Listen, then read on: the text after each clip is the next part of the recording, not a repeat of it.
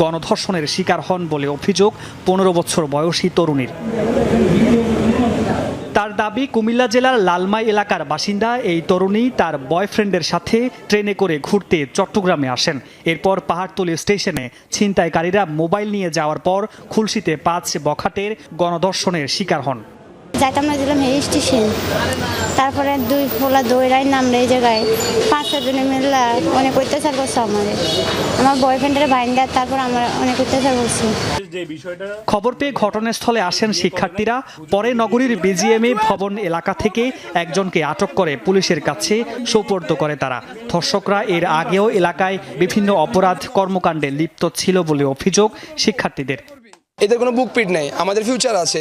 এরা যদি বিচার না পায় বা বিচার না করে, এরা জেল থেকে বেরোলে আমাদের উপর আক্রমণ করবে। যেখানে অন্যায় সেখানে প্রতিবাদ। আমরা থানায় থেকে কখনোই যাব না এর কোনো একটা সলিউশন হওয়া ছাড়া। এই পর্যন্ত একজন আটক হলেও বাকি 4 জন ধরাছোঁয়ার বাইরে। এরা যদি অন্যান্য অপরাধের সাথেও জড়িত থাকে সে বিষয়গুলো অবশ্যই উঠে আসবে এবং এটা আমরা তাদেরকে গ্রেপ্তারের জন্য কিন্তু সর্বোচ্চ প্রচেষ্টা চালাচ্ছি এবং আমরা মনে হয় অতি শীঘ্রই তাদেরকে গ্রেপ্তার করতে সক্ষম হব।